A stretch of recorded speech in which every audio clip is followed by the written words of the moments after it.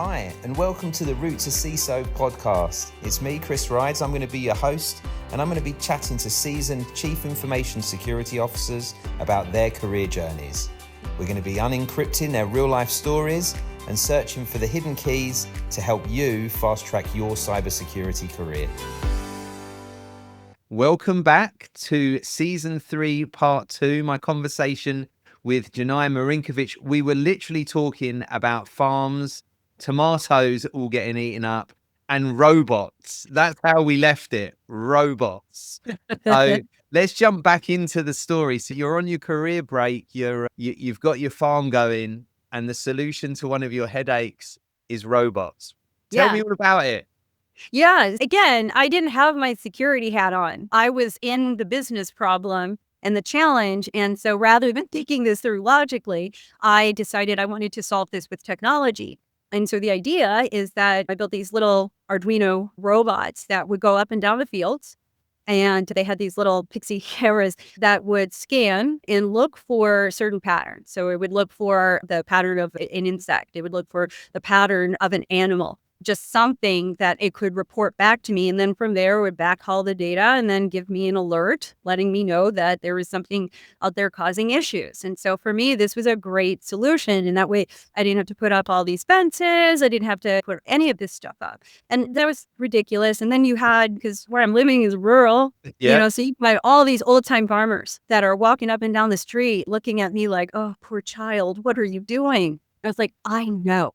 Robots are the solution. By the way, robots were not the solution. They were not ruggedized. The temperatures where we get up to 120 degrees Fahrenheit, dirt, everything that you could they caught on fire. So they did. So everything that could go wrong with these robots went wrong with these robots. And so it's this very expensive failure. And at the end of the day, the solution was dogs. Just getting dogs.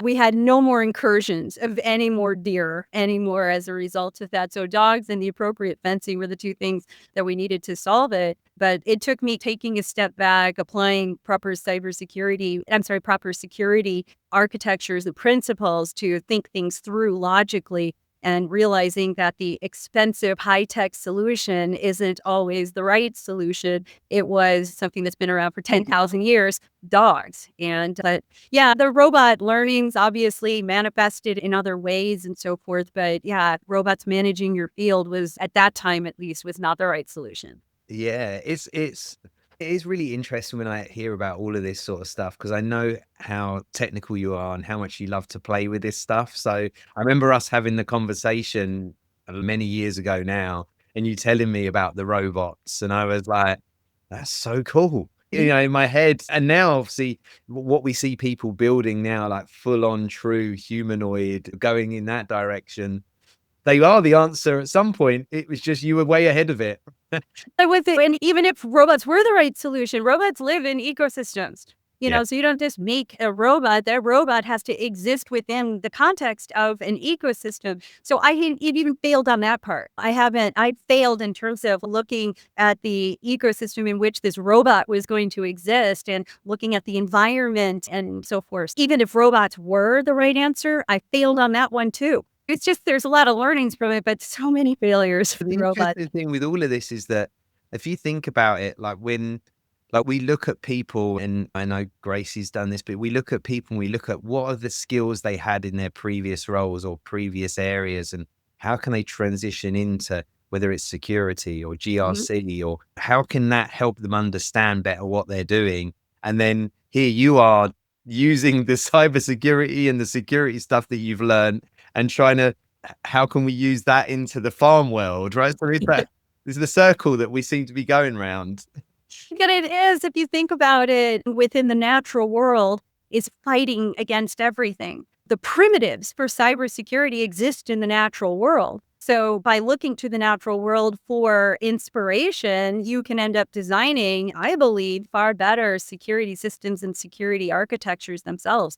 Again, it's all of those natural systems integrate into each other, rely on each other, communicate with each other. And the way that they design their own security systems, both internal as well as external, lives within the greater ecosystems themselves. And I brought kind of the security concepts, but I also took concepts from the natural world and applied them into the digital systems that we build today.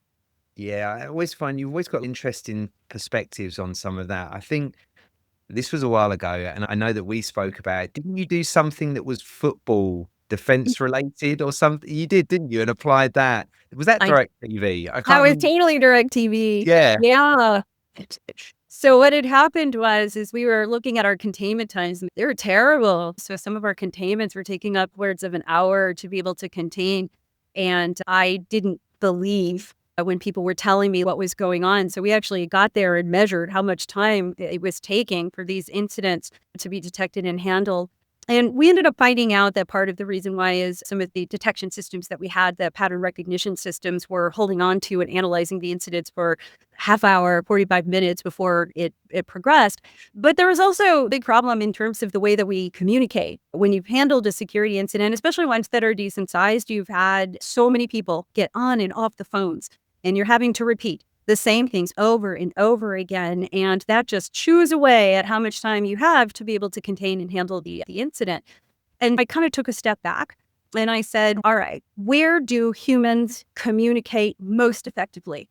And it came down to two things. It was sports and it was warfare. Well, DirecTV was an entertainment company and a media company, so modern day warfare was not going to be the right way to go. Yeah. But sports was.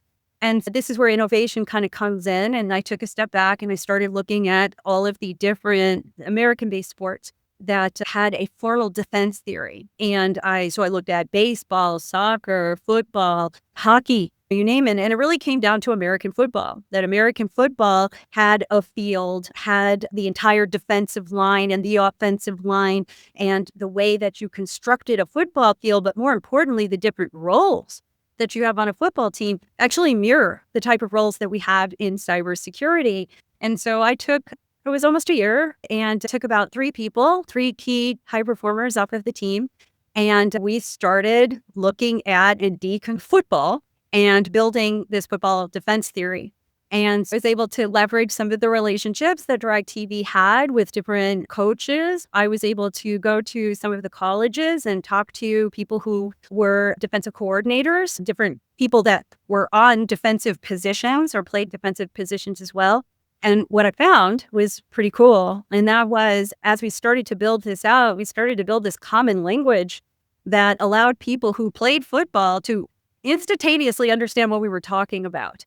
And so it's like really cool, especially at the executive level, where it's like, okay, I understand what you're talking about because we're using this common language. But the key is that when you look at like football as an example, you can predict the way that the offense is going to respond based on the way somebody has positioned their body and holds their fingers.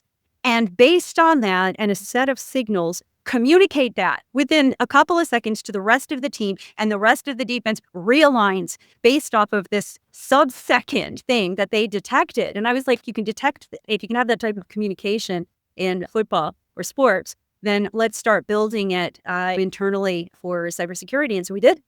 And so we found things like your defensive line, as an example. When you look at what their roles are, it's a lot of gap control.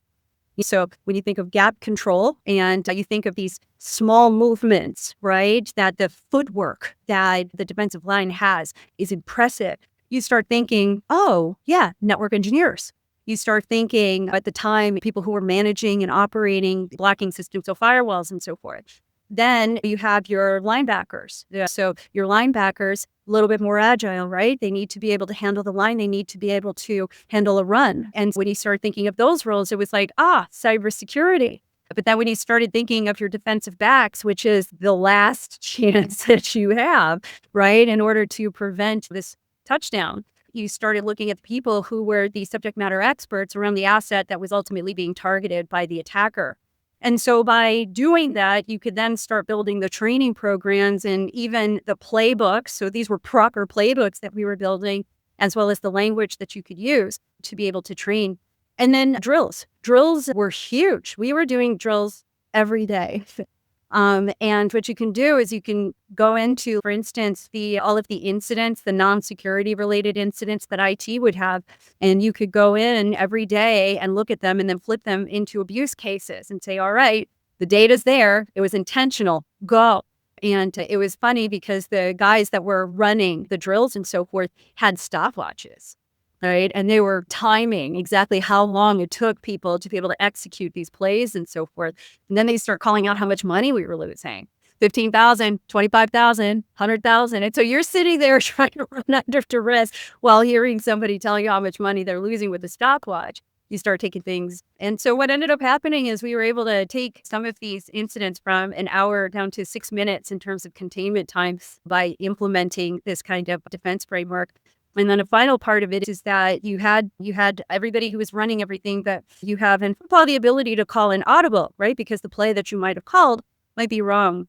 And so you had then one person who was outside of the IR team who is, in this case, I would say that they were more threat intelligence, but looking at what's happening and trying to predict if something different was going to happen, what would that be?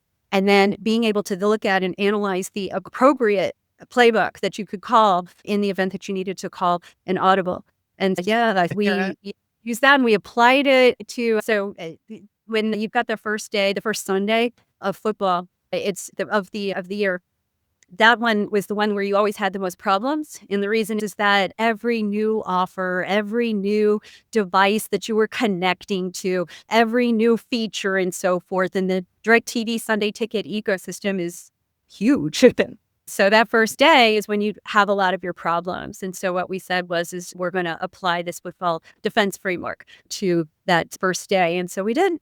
Nice. So that was the start of the season. I love Yes. that. I think that's when we talk about CISOs and attributes of CISOs, I think the ability to think outside of the box and make comparisons to things that maybe more people would understand outside of cybersecurity, isn't it? Is absolutely sort of core part of that. So I always love talking to you because you always apply a lot of this stuff in so many different ways. Obviously, left DirecTV, went then and still have your farm, which me and you are always talking about, always getting the latest things from the tilapia asking when they want to be fed and whatever. We could do a whole nother podcast about that. You're like, if anybody out there is listening to this, you should reach out and say hello to Jenai because she's got a story and she's working on something that you'll want to know about, I'm sure, which really we should start bringing it into where you went from there, because after that is when you first got your very first Chief Information Security Officer title. So we should talk about how that happened. So up until then, I had been doing with Tyro Security virtual CISO work. So there were many different companies that we worked with in terms of building out cybersecurity capabilities. And I got a chance to work at Beyond, starting up as a virtual CISO. And it was to build out their ISO 27001 program because their clients included companies like Google and so forth. There was a mandate to have these type of certified security programs. And so helped them get their ISO 27001 certification and then was brought on board as a permanent CISO. And I was there for a bit. And then after that, I had the honor of becoming a chief technology officer there as well. And so security laddered up to me, but I managed the development and engineering organizations as well as cybersecurity. Beyond was an absolute blast. Yeah, great bunch of people. We've got a lot of connections to that company over many years. Rob, my business partner, when we started Tyro, same. So I only met up with Matt, who's I think now CEO of Americas, I think he is. Yeah. A huge Google partner. I only met up with him here a couple of months ago for Google Next. So just great bunch of people. And then let's move on from what you've done after that, because it's interesting. Like a lot of people work their way up so hard to get to that CISO title. We do see actually in certain size companies, we're starting to see more of those CTO and CISO roles being merged as well, which I think is quite interesting for people that are maybe at the CISO level or thinking about what do they do next. So I think it'd be interesting to talk about where you've gone from there. Yeah. So what ended up happening was like right around 2020. Again, I had decided I need to take a break and kind of pivot. and find myself. So I think this was the second time in my career where I felt like I needed to find myself and what I wanted to do. And it was 2020, which is the beginning of technically the fourth industrial revolution exploding. And so you had COVID hitting. And, what I found, it was pretty interesting. I was all over Meta/Facebook and looking at the advice of lots of people had wanted to get into cybersecurity and GRC. And I was looking at the advice that they were giving, and it was just awful advice. And the problem is that if you make the wrong decision at the beginning of your career, that can cost you a decade. And so I was like, this is obnoxious. Somebody's got to get up there and start course correcting.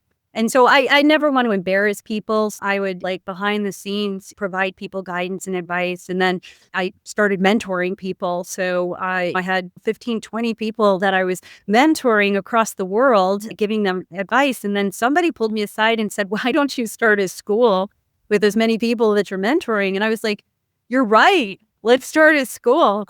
And so I came to you, said, you want to start a school with me, a nonprofit, and another gal, her name is Melissa Elza, and she was the head of HR over at Beyond. And so the three of us got together and started it, which it actually didn't start as Gracie. It started as the next CISO Academy. Yeah. And we started there, and that was 20 people across the country, and it was training them strictly into GRC.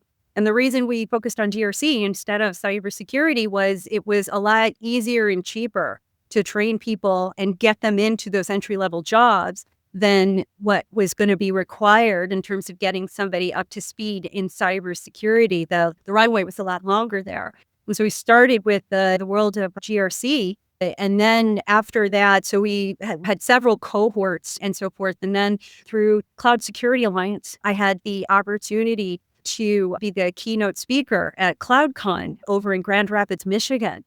And we talked about innovation, we talked about community and what it takes in terms of training people into these careers that really have the opportunity to enact generational change. If you're not doing one person or two people across the country, but you focus on a community, if you focus on a city or a neighborhood, a county even, and you're training 20 to 30 people into these emergent careers, that you have the opportunity to change generations when it comes to generational wealth.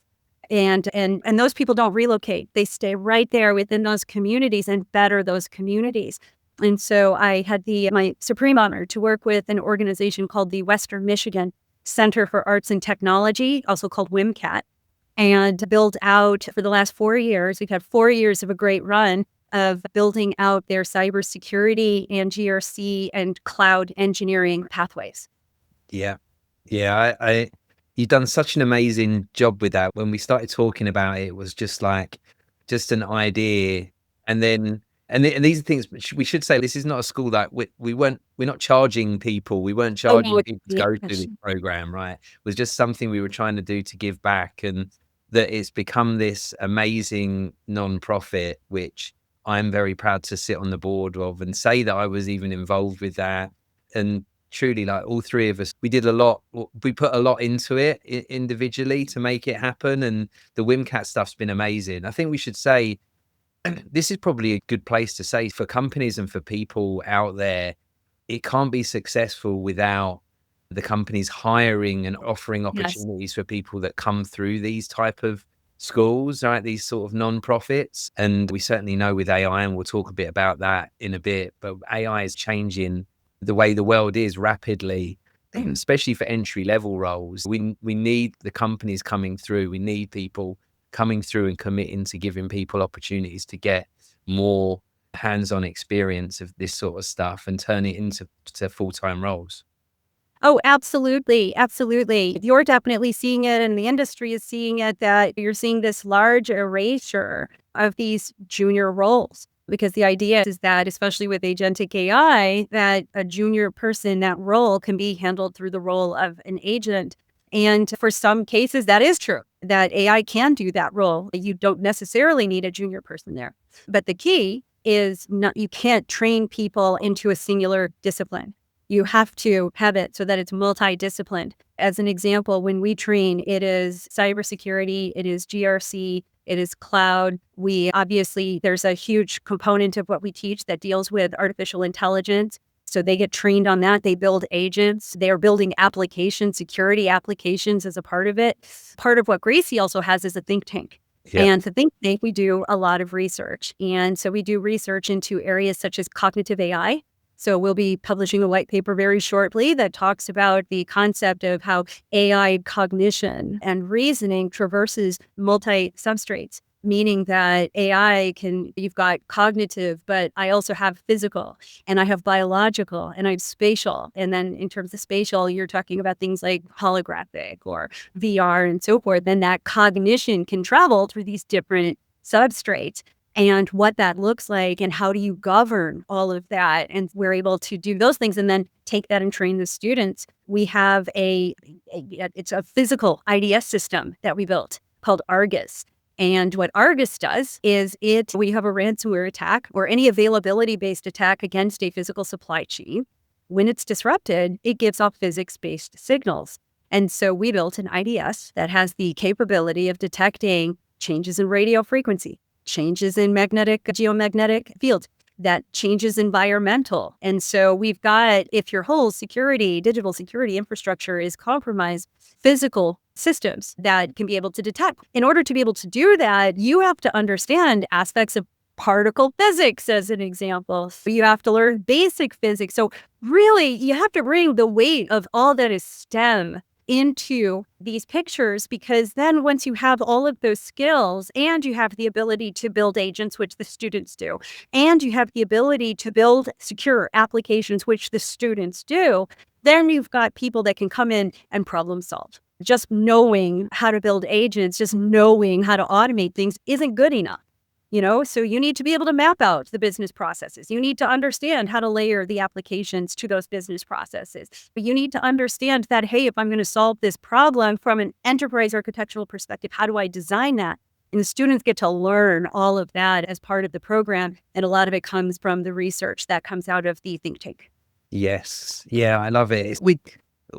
Every time I speak to you, we're talking about something new and pushing people. And for me, it's like, I'm always learning as we talk about this stuff, which is part of why I always love our conversations. We probably, I don't know, we speak several times a week. So we're on the phone quite a fair bit, I would say. Yeah. So that's what makes it quite interesting when we talk about this, because I love talking about your career and your background. And I feel like you're pretty insightful into where the world's going. Yeah. So with that sort of stuff, I think what should people be doing that are out there now that are thinking about this podcast, about the route into leadership with AI, with other things? What do people that maybe already are in roles, or people that are trying to get back into roles, maybe been laid off, what do they need to be doing, do you think, to stand out and to differentiate themselves from the other people they're competing against? Sure. Look, from the first moment I stepped into cybersecurity to today, I always have side projects that I'm working on every single day. I have something that's outside of the scope of my basic job to innovate, to experiment, to build, to try and solve problems. You've got to find a challenge that is personal, deeply personal to you, and you've got to work on that and you've got to solve it.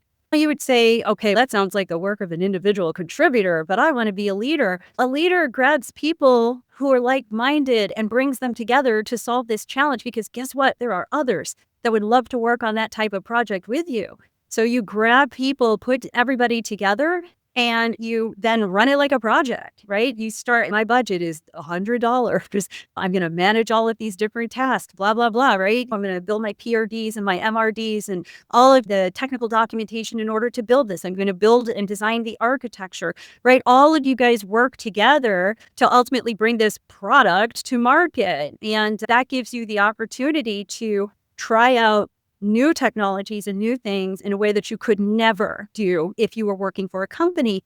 As terrifying as it is to be a human today, it's also an incredibly exciting time to be a human today. When I look at how much it would have cost us to do some of the things that we're doing like right now with just open source and so forth, it would have cost us millions, tens of millions of dollars. to do the things that you can do today. So for limited money, you can build whatever it is that you want to be able to build. So your mind, your creativity is not bounded the way that it used to in the past. I would say find a challenge. You have everybody who's in a house or an apartment has some type of edge device inside their environment where they can start pulling data off of those systems. So you can, if you needed to, right, and gateways that are able to pull data off of those systems to be able to build whatever dashboarding system that you want. If you've got a unique challenge that you're like, really, I really wish I could do that, then do it. Figure out how to make it. Figure out how to find people that are like-minded who want to work with you on it. And I think those are some of the things that you can ultimately do to make sure that you are able to then do the next thing. And that is you've got to network.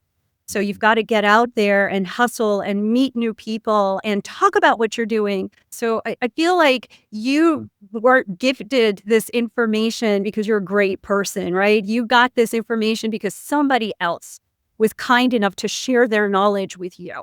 And so you can do the same thing and start publishing and putting out your learnings and your failures so that other people can then learn. And one of the things that you find is that people don't necessarily, when they're hiring, go straight to your resume. They go to your LinkedIn profile. They go to your link trees. They go to the public profile that you have to get an idea of who you are and what you're about. And so if you've got papers, if you've got blogs, if you've got video and are talking about these things, they get a feel for who you are as a person. And that's another thing that you've got to start doing. And the other is teach. So there are other people that look to you. I don't care where you are in your career, look to you as an inspiration for where they want to be. Find people that you can help because somebody else helped you. Find people that you can help and give them a leg up and start training them so that you can help bring up the next generation of cybersecurity and GRC people. If you're already in a position and you're looking to try and move up, you've got to take those opportunities to lead. And sometimes those opportunities are destined for failure, and that's okay. So it's okay to fail, but you got to try. So take opportunities to lead inside of your company, whether or not it's something that's formal or informal, but just something where you are managing other people. And if you're able to do that and you do a good job, people will see it. And it's also, again, a way that you're able to network and communicate. But inside of your company, you may not be able to do the things that you need to do, which means that you've got to do them outside of the company. And the only way to become a good leader is to lead. And so start creating your own opportunities to lead, and you'll be amazed with where it can take you.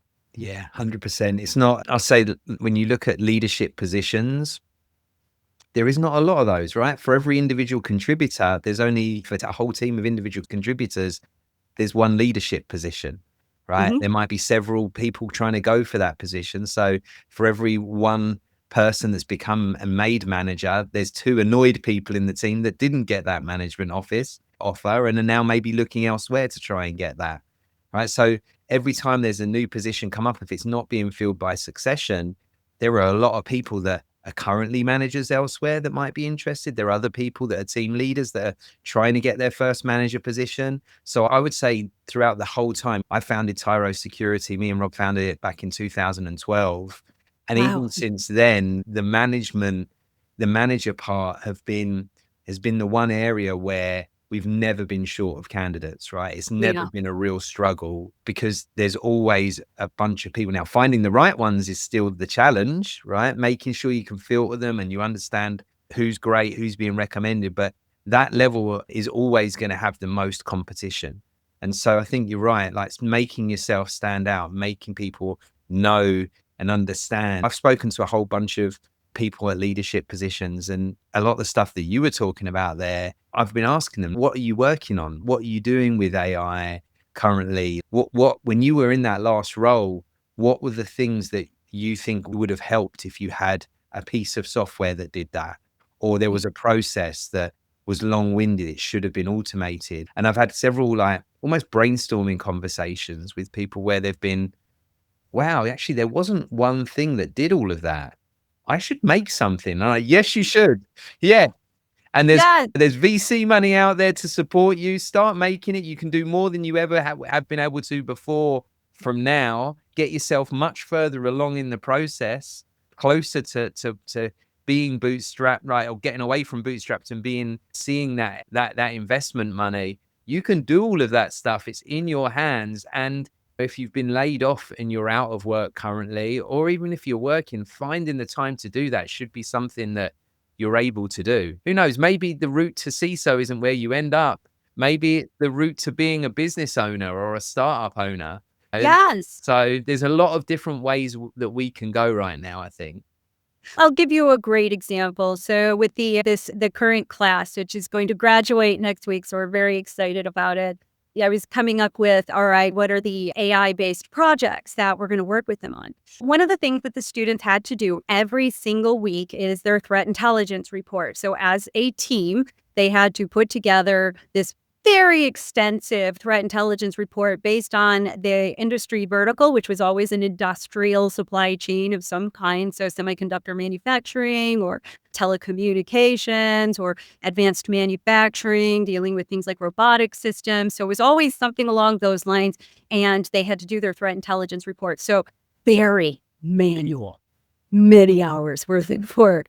And so I was like, okay, y'all are going to build an app.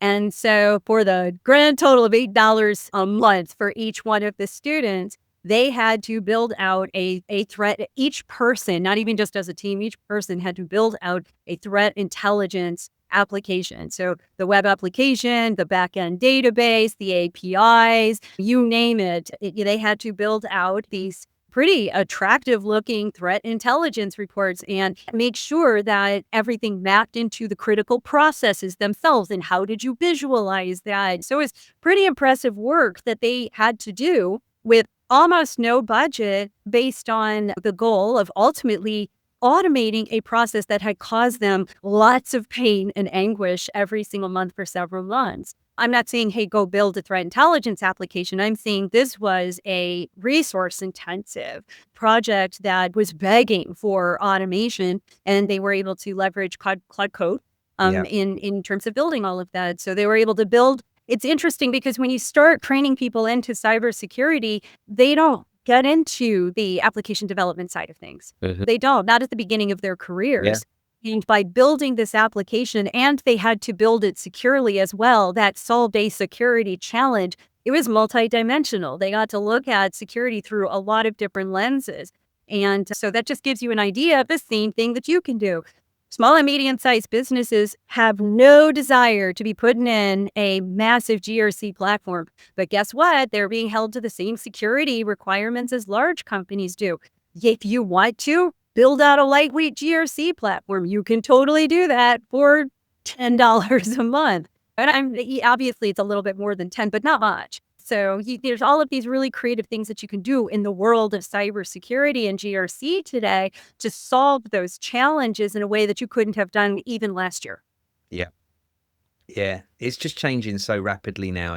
I think it's genuinely the most exciting time to be in the industry, in any industry, because I think if you're utilizing AI for anything, if you're working with it to try and solve problems or even flesh out ideas you've got, it's an amazing time to be around. I think probably a great way to end this, I usually ask with just one final piece of advice to anybody that's trying to get to that CISO title. Things are changing so rapidly that if you've got one piece of advice right now, that might stand the test of time or even 6 months, that would be amazing.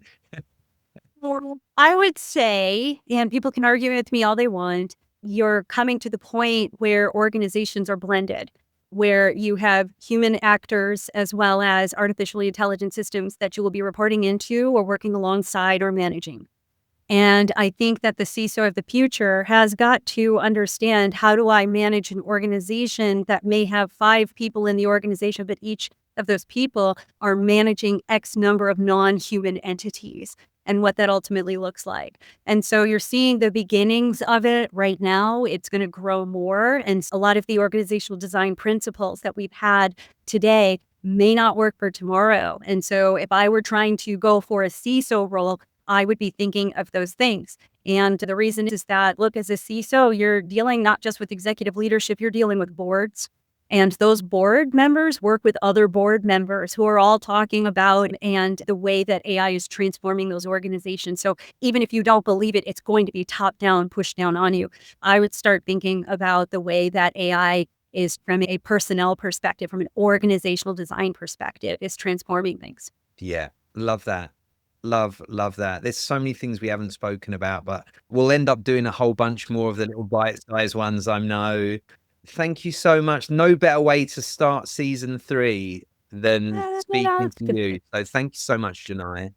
Of course. Thank you so much, Kris. And thank you, everybody. Continue to support Route to CISO and great at www.grcie.org.